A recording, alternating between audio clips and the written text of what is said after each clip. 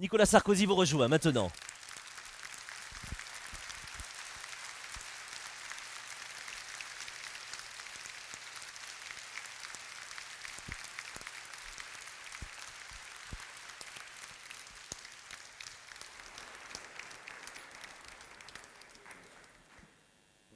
Bonjour Nicolas Sarkozy, bienvenue. Comme les autres candidats ou leurs représentants, vous allez pouvoir réagir vous aussi aux propositions du pacte 2012 de l'Institut pour la justice. Merci. Mesdames et messieurs, je sais que vous vous êtes donné pour objectif de replacer la victime au centre de l'institution judiciaire. C'est une préoccupation que je n'ai cessé d'avoir depuis la date où j'ai eu l'honneur d'être ministre de l'Intérieur, il y a déjà 10 ans. Certains m'ont fait le reproche, lorsque j'étais ministre de l'Intérieur, comme tout au long de mon mandat de président de la République, de montrer trop d'empathie à l'égard des victimes et de leurs familles. J'ai été insulté, accablé, dénoncé. J'aurais dû, selon ces beaux esprits, pardon, ces esprits forts, me tenir à distance de la douleur, sans doute parce que la douleur est vulgaire, pour incarner la froide impartialité de l'État. Bien, je vais vous faire une confidence. Avec toute l'expérience qui est la mienne, je n'ai jamais pu croiser le regard anéanti d'une mère dont la fille avait été agressée, puis assassinée sans être bouleversée, et sans essayer non pas d'apaiser son chagrin, mais de lui donner des raisons d'espérer dans la justice de notre pays.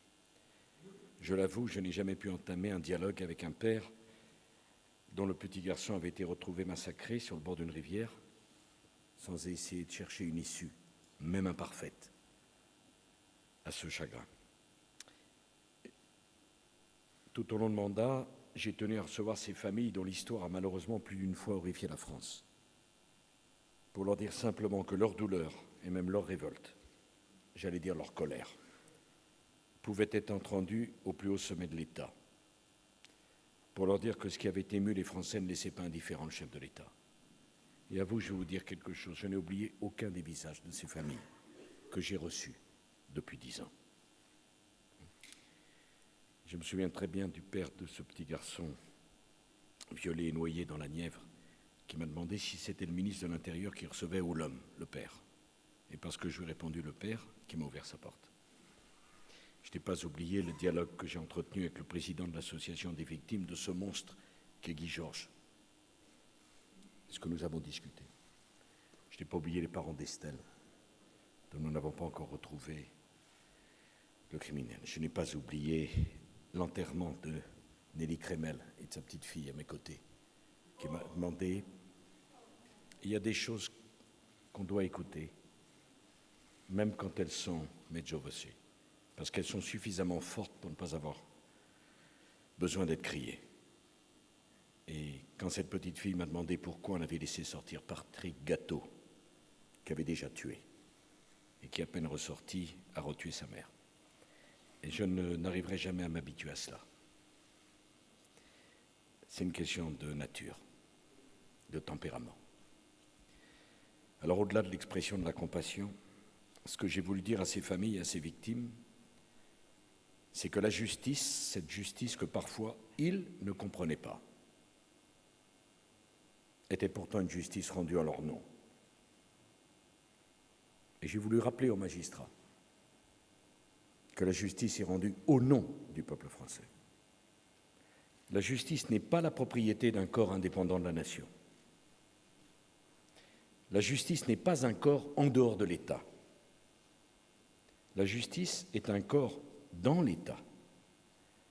La justice, j'emploie ce mot, a des comptes à rendre aux citoyens, parce que c'est les citoyens qui lui délèguent le pouvoir judiciaire. C'est pour cette raison qu'il faut maintenir un lien hiérarchique entre le garde des Sceaux et l'autorité en charge des poursuites qu'est le parquet. Veiller à ce que les lois soient appliquées et respectées, c'est bien la première obligation d'un État de droit à l'égard de ses citoyens. Comment construire et rendre des comptes des résultats d'une politique judiciaire si l'État n'avait plus aucune autorité sur la justice. Une politique pénale, ce n'est pas le droit de l'État de la définir, c'est son devoir. L'État doit incarner une politique économique, une politique fiscale, une politique sociale, une politique culturelle et une politique pénale. C'est aussi pour cette raison que j'ai institué les peines planchers. Et c'est bien le droit des citoyens que de devoir fixer des peines minimum pour les comportements les plus graves. La justice est indépendante, mes chers concitoyens, mais elle n'est pas irresponsable. C'est pourtant le sentiment de beaucoup de Français qui ne comprennent pas certaines décisions. Je ne veux pas laisser se creuser un fossé entre la justice et les citoyens. Je veux au contraire restaurer ce lien de confiance entre le peuple français et sa justice. Et c'est pour restaurer ce lien que j'ai décidé de remettre les Français au cœur du système judiciaire. En 2007, je m'étais engagé à introduire les citoyens dans les tribunaux correctionnels. Que n'ai-je entendu à l'époque? J'ai voulu, parce que c'est chose faite aujourd'hui, que les citoyens puissent non seulement participer pour les délits les plus graves aux décisions des tribunaux correctionnels, mais qu'ils soient également associés aux décisions de libération conditionnelle, qui suscitent trop souvent l'interrogation dans le meilleur des cas, la colère et l'émotion populaire dans le pire. Mettre le peuple au cœur des tribunaux, ce n'est pas une mesure de défiance à l'encontre des magistrats. C'est un moyen de faire prendre conscience aux citoyens de la difficulté de la mission des magistrats et c'est un moyen pour le peuple français de se réapproprier sa justice. Quand j'ai proposé qu'il y ait des assesseurs, des représentants du peuple dans les tribunaux correctionnels, on a crié au populisme, comme si la justice devait être une affaire de caste, fermée entre soi. J'ai dit, mais puisque la justice est rendue au nom du peuple français, elle va être désormais rendue par le peuple français. Et je veux, par exemple, dans certains départements, que ceux qui vivent l'insécurité au quotidien puissent prononcer les peines à l'endroit des délinquants qui leur rendent la vie impossible. J'ai donc décidé de généraliser l'expérience pour que dès l'année prochaine, la totalité des tribunaux correctionnels, pour les délits les plus graves, comptent des citoyens, assesseurs, jurés populaires, comme pour les cours d'assises, et que les décisions d'application des peines soient aussi soumises à l'avis des citoyens. Le rapprochement de la justice et des citoyens ne pourra pas se faire si nous ne reconnaissons pas à la victime d'un crime ou d'un délit les mêmes droits que ceux d'un prévenu. Les mêmes. La victime a été, disons-le, longtemps la grande oubliée de notre justice pénale. C'est pour cette raison que depuis 2007, j'ai voulu renforcer les droits des victimes. Depuis le 25 février 2008, vous avez la possibilité de contester la décision de déclarer l'irresponsabilité pénale d'un criminel. Je l'avais fait à la suite d'une affaire épouvantable où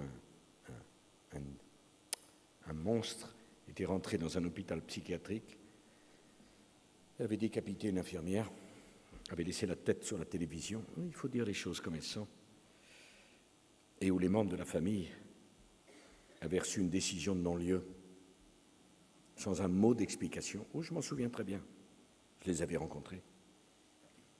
Parce que ce monsieur qui était suffisamment raisonnable et responsable pour avoir été 3 jours avant acheter le couteau, préparer l'agression, avait été déclaré irresponsable.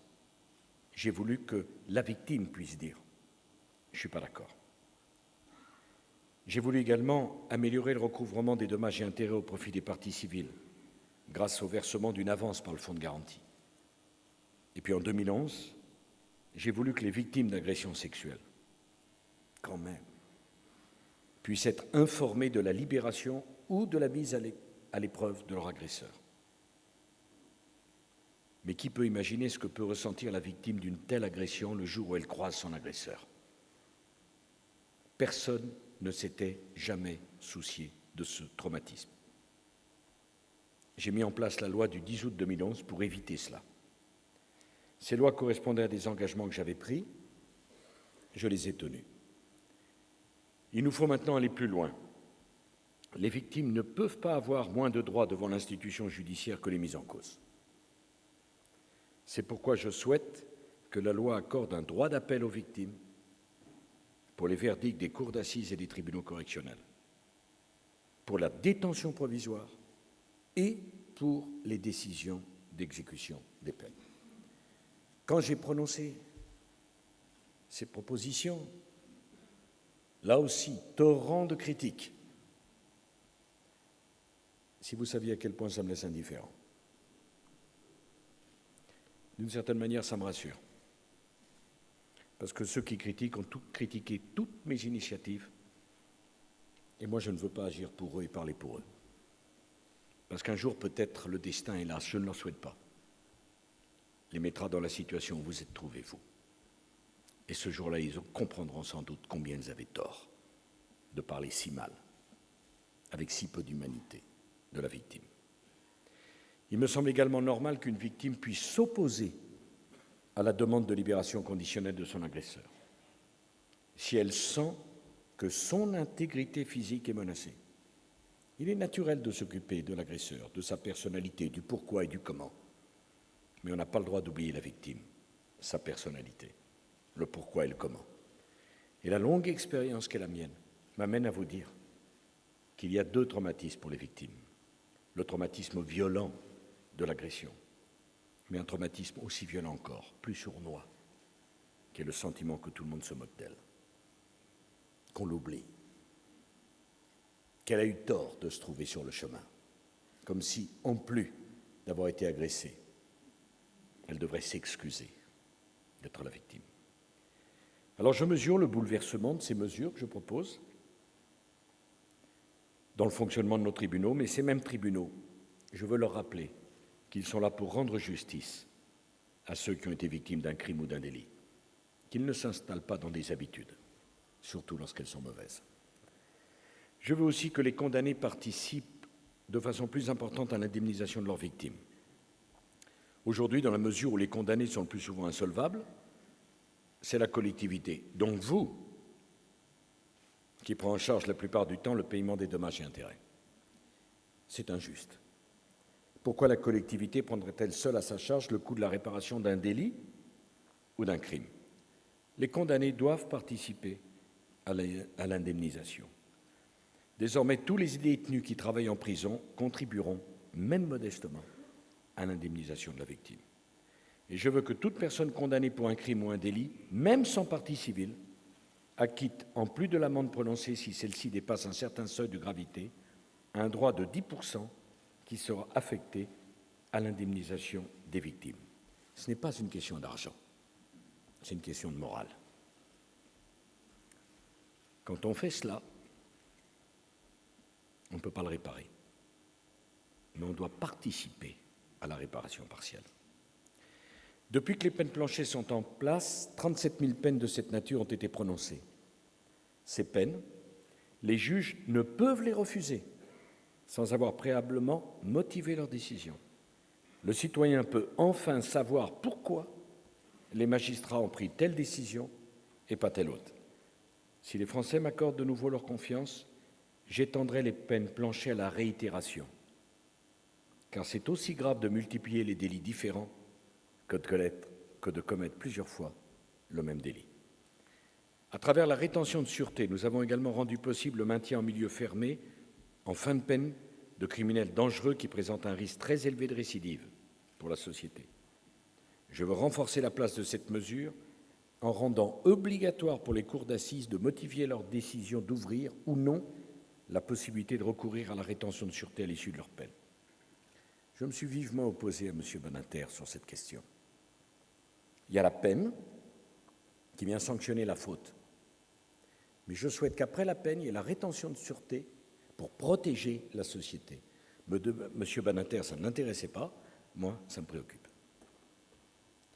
Je veux aussi que les crimes sexuels répétés, jugés au cours de la même procédure, puissent être punis par la réclusion criminelle à perpétuité au lieu de 20 ans de prison comme aujourd'hui.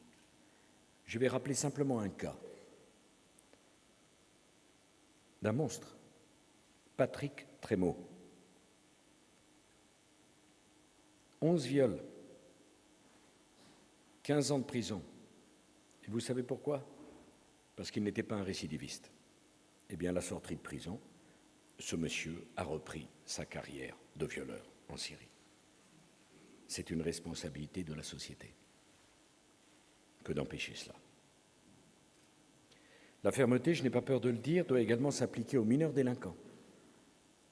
Je ne démissionnerai pas devant le fléau de la délinquance juvénile, où je sais bien qu'entre l'angélisme et la caricature, peu de gens regardent la réalité en face. La réalité, c'est que les mineurs des années 90 n'ont rien à voir avec les mineurs d'après-guerre. Et si vous n'en étiez pas convaincus, pensons aux terribles faits divers de Beauvoir en Lyon. Des adolescents de 15 à 17 ans. L'un d'eux, monsieur les donneurs de leçons, était au collège. Ont tendu un piège mortel à un de leurs camarades. C'est un règlement de compte mafieux, orchestré par des adolescents qui n'en sont plus. Le procureur de la République lui-même a dit, je cite, « La radicalité des faits par les auteurs de cet âge nous interpelle. » Si nous sommes interpellés, il faut répondre. Ou alors, on fait un colloque? Pour moi, c'est toute la société française qui attend de nous des actes. Les familles ne sont plus les mêmes, la société n'est plus la même, les crimes ne sont plus les mêmes. J'ai voulu un tribunal correctionnel et non pas le tribunal pour enfants. D'abord, tribunal pour enfants, cher Jean-Paul Garot, tribunal pour enfants.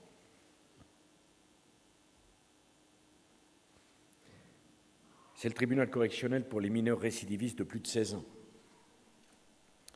puisque nous avons autorisé que soit écartée l'excuse de minorité, augmenter le nombre de centres éducatifs fermés. C'est intéressant, je vois qu'un candidat vient de proposer de doubler le nombre de centres éducatifs fermés. Je crois que c'est M. Hollande. Enfin, je ne m'y reconnais plus, moi, parce que non. C'est sympathique qu'il propose qu'on les double. Vous auriez dû poser la question de savoir pourquoi il a refusé de voter lorsque j'ai proposé les centres éducatifs fermés. Enfin, je suis intimement convaincu qu'il faut aller plus loin. Ce qui est incroyable, ce n'est pas ça. C'est qu'il y a encore quelqu'un qui puisse s'indigner de ce que je dis. C'est ça qui est préoccupant. Je crois qu'il faut séparer le juge des enfants et le juge qui sanctionne.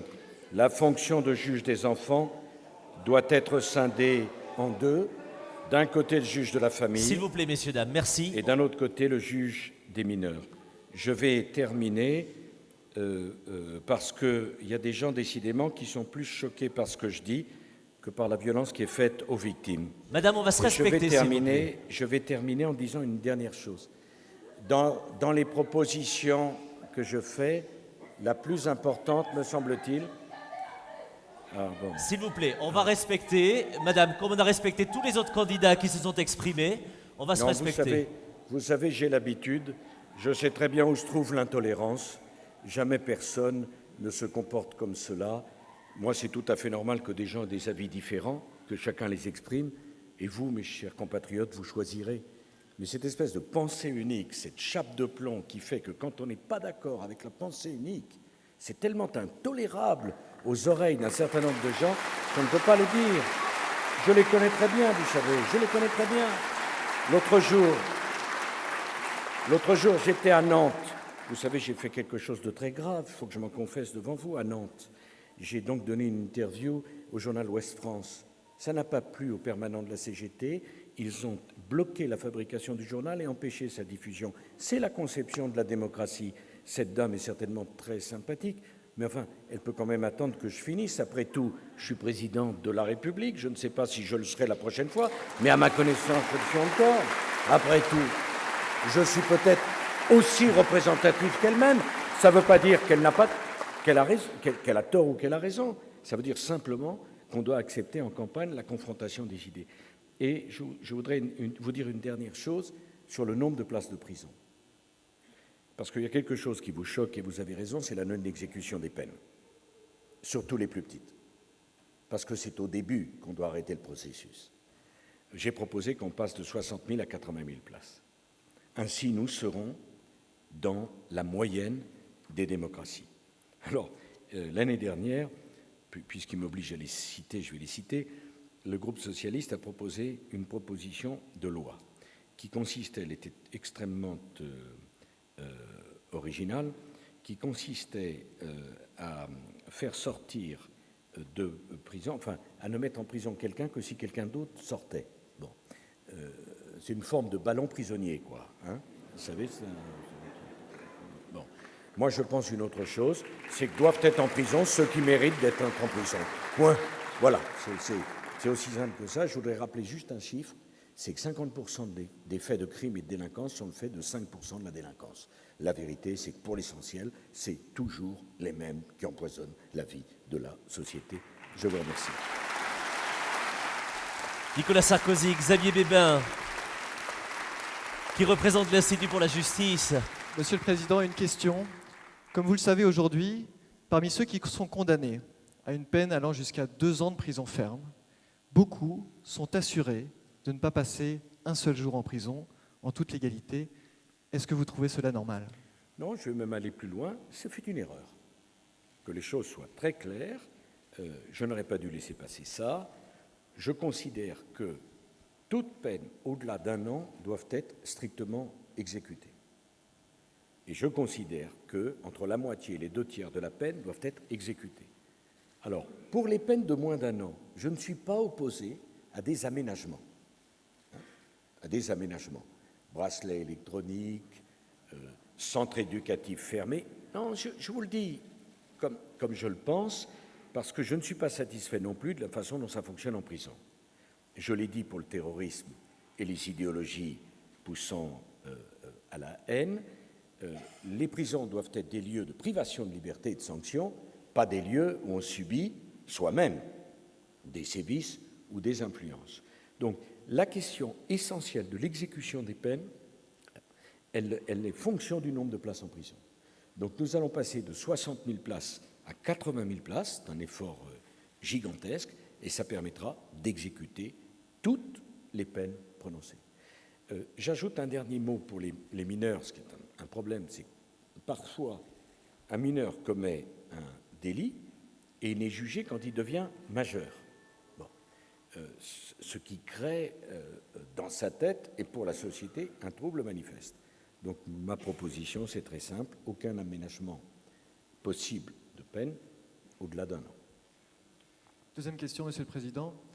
Vous avez pris un engagement qui nous tient à cœur à l'Institut pour la justice, c'est l'égalité des droits tout au long de la procédure entre les victimes et les mises en cause, et notamment le droit d'appel. Mais vous savez que le monde judiciaire y est en majorité hostile. Votre propre garde des Sceaux s'y est opposé il y a quelques mois. Comment allez-vous faire pour surmonter les obstacles, les corporatismes qui ne manqueront pas de s'élever si vous êtes élu? Bon, Michel Mercier est un bon garde des Sceaux en qui j'ai confiance et je ne sais pas s'il a changé d'avis, mais devant cette proposition, il la mettra en œuvre. C'est un engagement du président de la République, c'est un engagement du candidat. Je ne vois pas un argument qui pourrait s'y opposer. Je m'explique. Le parquet parle au nom de la société dans son ensemble. Il ne parle pas au nom de la victime, de la société dans son ensemble, c'est-à-dire des victimes potentielles. Je ne peux pas accepter que ce droit d'appel soit contesté à la victime. J'ajoute qu'une fois que ça sera fait, monsieur, comme toujours, personne ne reviendra dessus.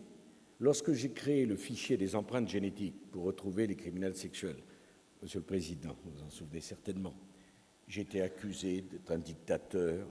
Remarquez, j'ai vu que ça progresse, puisque M. Piccoli me compare à Franco, là, récemment. Bon, j'ai connu pire. Bon. Je m'aperçois qu'aujourd'hui, personne ne veut remettre en cause le fichier des empreintes génétiques. On retrouve aujourd'hui, non mais c'est très important, 50 5% des criminels sexuels. Ça n'a jamais existé dans l'histoire de notre pays. Pas parce qu'il y a plus de policiers. Ils font d'ailleurs très bien leur travail. Mais permettez-moi de vous le dire, c'est uniquement grâce au progrès de la police scientifique et technique et aux fichiers. Vous savez que maintenant, toute personne qui fait une agression sexuelle, on le met sur un fichier en prenant son empreinte. J'ai en mémoire une affaire très douloureuse d'une jeune fille violée chez elle à Bordeaux par un individu sans scrupules qui l'avait obligée à prendre une douche. La police scientifique est arrivée dans la bombe de la douche à trouver une empreinte génétique. 5 ans après, dans la région parisienne, 5 ans après, la police arrête un exhibitionniste. Je ne dis pas que tous les exhibitionnistes sont des violeurs potentiels. Je n'ai pas dit ça. Mais je dis que si on ne veut pas d'ennui avec la police, il vaut mieux pas être exhibitionniste. Bon, on peut quand même dire ça sans violer les droits de la personne. Eh bien, savez-vous qu'on le met dans le fichier, et comme à chaque fois qu'on est dans le fichier, on fait tourner le fichier avec les empreintes qu'on retrouve sur les scènes de crime. Bon, c'était lui. C'est-à-dire qu'un exhibitionniste en région parisienne, plusieurs années après un viol en Gironde, on peut le retrouver. Bon. Les centres éducatifs fermés, vous savez, c'est ces centres où on met des jeunes très difficiles, c'est le stade en dessous de la prison. Il y a la prison pour mineurs, les centres éducatifs fermés, les centres de réinsertion scolaire en dessous. Quand je les ai créés avec Dominique Perben, on a dit, mon Dieu, il met en prison des jeunes, vraiment, ce monsieur Sarkozy est inhumain. Quelques années après, comme je vous l'ai dit, il propose de doubler les places. Bon. Donc le droit d'appel des victimes, je vais vous dire comment ça va se passer. Il va y avoir une tempête dans un demi-verre d'eau, peut-être un dé à coudre. Parce que vous savez, si c'est pour que le syndicat de la magistrature tienne des propos aimables sur moi, là où ils ont une bonne raison d'être contre moi. D'habitude, c'est une mauvaise. Bon. Mais là, ce sera une bonne. De toute façon, c'est systématique. Hein. La victime n'a rien à dire. Restons entre nous, on est bien confortable entre nous, tout fonctionne bien, ou trop ça n'existe pas, il n'y a pas de retard, il n'y a pas de problème, il n'y a pas d'incompréhension, tout va bien. Et puis une fois qu'on leur a fait voter, monsieur, personne ne reviendra dessus. Vous savez pourquoi? Parce que le peuple de France, il veut ça. Voilà. Et qu'il y a un moment donné où la réalité s'impose sur une pensée unique qui est en permanence alimentée à longueur de tribunes et de médias. Mais le prévenu peut faire appel, c'est normal. J'ai voulu d'ailleurs l'appel dans les cours d'assises. Hein. On n'a pas supporté le spectacle de M. Colonna à 3 reprises devant les cours d'assises pour venir me dire maintenant que je suis une espèce de révolutionnaire parce que je veux que la malheureuse victime puisse aussi faire appel lorsqu'elle a été bafouée dans son intégrité personnelle et dans son intégrité physique. Qui osera défendre une idée contraire? Voilà. Et vous inquiétez pas de Michel Mercier. Merci Nicolas J'en Sarkozy. fais mon affaire. Alors Xavier Bébin, juste pour conclure, si vous voulez bien, nous avons entendu depuis tout à l'heure quelques représentants de candidats, jusqu'à vous-même maintenant. Xavier Bébin, qu'est-ce qu'on retient de cette matinée, de ces échanges, notamment de ce que vient de nous dire Nicolas Sarkozy? Je tiens simplement à remercier tous les candidats et leurs représentants qui sont venus aujourd'hui, et tout particulièrement les 2 candidats qui sont venus en personne, Nicolas Dupont-Aignan et Nicolas Sarkozy. Et nous analyserons très prochainement tous les engagements qui ont été pris. Nous en tirerons les conséquences, mais ce que je voudrais vous dire ici, c'est que la mobilisation historique autour du pacte 2012, signé par 1 700 000 personnes, elle ne s'arrêtera pas le 6 mai 2012. Quoi qu'il arrive, et tant que la justice ne sera pas réformée en profondeur, nous continuerons le combat avec vous, grâce à vous, pour la protection des citoyens et le droit des victimes. Merci à tous.